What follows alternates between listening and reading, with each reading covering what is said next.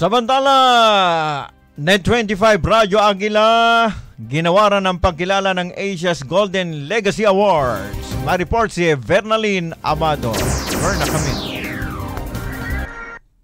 Muling ginawaran ng pagkilala ang Net25 Radyo Aguila bilang Asia's Most Trusted Station of the Year ng Asia's Golden Legacy Awards na isinagawa naman nitong Disyembre 8 sa Pasay City.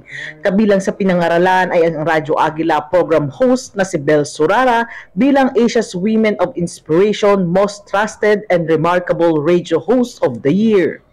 Ayon sa organizer ng award-giving body, masusi nilang napili ang mga nasabing awardee dahil na rin sa patuloy na nakatutulong ang mga ito sa komunidad at mga kababayan sa iba't ibang larangan. Ang layunin nito ay ipakita sa buong mundo ang husay at galing ng bawat Pilipino.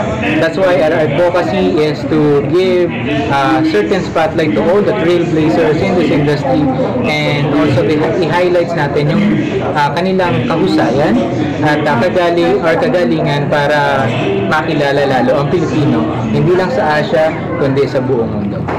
Marami ring celebrities, artists, world-class global companies at achievers na mayroong natatanging kontribusyon sa iba't ibang industriya maging sa larangan ng public service. Actually po sobrang saya dahil po muli nabigyan po kami ulit ng panahon. Ito po ay para sa lahat po ng aming mga distributors nationwide. Ayan, meron na naman tayong awards sa mga industry. And of course, sa mga tao namin sa aming trabaho, sa pamilya ko, sa mga kapatid na laging sumusuporta sa Extreme Blues Trading, and of course sa Panginoong Diyos na laging tumutulong at gumagabay. Masaya. Dati, kapag sinasama ko ng friend ko sa ganitong award, sabi ko sana someday ako din.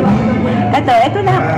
Sa mga airlines kasi, di ba, minsan, kapag ginawa mo lang, nagpuk ka lang sa libre, ang dami na-encounter na problems, especially kapag online lang. Kaya kapag naka-encounter sila ng problem through online, hindi nila alam kung saan sila lalapit. Hindi katulad sa amin na kami na lahat ang mag-handle yun. Napili natin ang Radyo Aguila Net25. Unang-una, nung ako ay nagsisimula sa industriya, isa ang Net25 na tumulong sa akin para bigyan ako ng paunlak na mabigyan ng spotlight sa industriya para lalong makilala sa news and also sa other industry. Kaya nagpapasalamat ako, Net25, especially kapitbahay, buhay po kayo. Tagumpay ko, tagumpay niyo rin. Vernaline Amado para sa Radyo Aguila, matatag, matapang, matapat. Maraming salamat, Vernaline Amado, at congratulations sa atin, Radyo Aguila, at sa mga iba pang mga awardee, ilang mga media pa nariyan, at gayon din sa mga iba pang mga celebrities, mga corporation, mga sa larangan ng public service, pati sa negosyo. Ayan, marami mga na-contribute para sa ating sambayanan.